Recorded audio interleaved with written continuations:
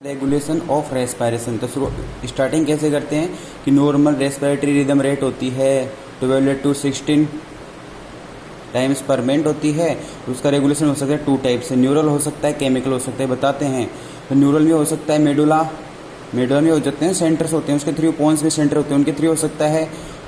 और फिर केमिकल बता देते हैं, मतलब कोई डिस्क्रिप्शन नहीं किया है। फिर स्टार्ट करता है न्यूरल। अब आएंगे उसको डिस्क्राइब करेंगे अच्छे से। न्यूरल का मतलब पोन्स में सेंटर हो सकते हैं, जैसे न्यूमोटैक्सिक सेंटर, एपन्यूस्टिक सेंटर। देखिए यहाँ पे एपन्यूस्टिक सेंटर, न्यूमोटैक्सिक, और ये दोनों हो गए। और एपन्यूस्टिक सेंटर हमेशा क्या करेगा, इंस्पायरेशन को क्या करता है, स्टिमुलेट करता है कि इंस्पायरेशन हो, ज़्यादा हो। ये हो गया।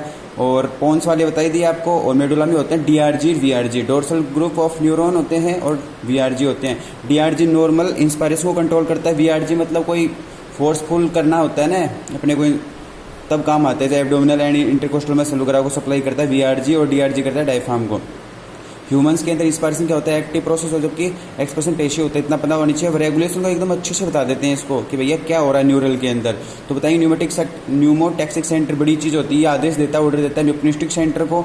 और एपन्यूस्टिक सेंटर क्या करता है, स्टिमुलेट करता है इनको, इंस्पायरेटरी न्यूरॉन्स को। अब इंस्पायरेटरी न्यूरॉन ने क्या काम किया, इन्होंने रेस्पिरेटरी मोटर न्यूरॉन होते हैं स्पाइनल कॉर्ड, उनको एक्टिवेट किया। तो वहाँ से जो निकलेंगे इम्पल्स इंटरकोस्टल नर्व के थ्रू, फ्रेनिक नर्व सप्लाई करती है डायफ्राम को, इंटरकोस्टल नर्व करती है इंटरकोस्टल मसल्स को। इसकी वजह से लंग्स बहुत ज़्यादा इन्फ्लेट हो गया, मतलब फूल गया गुब्बारे की तरह। तो वहाँ पर एक हेरिंग ग्रोवर रिफ्लेक्स चलता है, जिससे कि भाई फेफड़े फट ना जाए। तो एक रिफ्लेक्स चलता है पल्मोनरी स्ट्रेस रिसेप्टर के थ्रू, और एपन्यूस्टिक सेंटर को बोलता है भैया इंस्पायरेशन कम करो, सांस कम लो।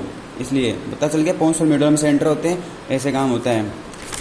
फिर आता है केमिकल रेगुलेशन कैसे हो सकता है। तो केमिकल रिसेप्टर के थ्रू होता है। वो रिसेप्टर हो सकते हैं पेरिफेरल हो सकते हैं, मेडुलरी मतलब सेंट्रल हो सकते हैं, पल्मोनरी मायोकार्डियल मतलब जो कि लंग्स के अंदर या लंग्स की वेसल्स में होते हैं, मायोकार्डियल कोरोनरी वेसल्स में होते हैं। पेरिफेरल में आते हैं कैरोटिड एंड ओरोटिक बॉडीज, जो इंपॉर्टेंट होते हैं, ये पूछे जाते हैं एग्जाम्पल भी।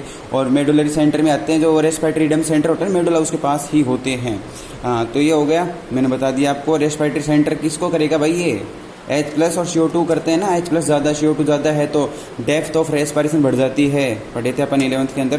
फिर पूछा जाता है हाइपोक्सिया, मतलब टिश्यू के लेवल पर ऑक्सीजन की डेफिशिएंसी हो गई। तो 4 टाइप हो सकती है इसके। हाइपोक्सिया मतलब ये देखो, इसको समझना कि इससे समझ लो कि चारों टाइप HAS स्ट्रीक होती है इसकी, हाइपोक्सिक, एनीमिक, स्टेगनेट और हिस्टोटॉक्सिक। हाइपोक्सिक का मतलब क्या हो रखा है, मतलब टिश्यूज के लिए ऑक्सीजन पहुंच ही नहीं पा रही है। कैसे नहीं पहुंच पा रही, देखो सही, यहाँ ऑब्स्ट्रक्शन हो गया कुछ ट्रेकिया में, या कोई पाथवे चल रहे हैं ना, बोलते हो ना कंडक्टिंग पाथवे एक्सचेंज कुछ होता है जोन वगैरह, वहाँ दिक्कत आ गई तो पहुंच ही नहीं पाई ब्लड तक, तो उसे बोलते हैं हाइपोक्सिक। हाइपोक्सिक कैसे, एयरवे ऑब्स्ट्रक्शन हो जाए, या हाई एल्टीट्यूड पे पहुंच गया, वहाँ PO2 प्रेशर वैसे ही कम होता है।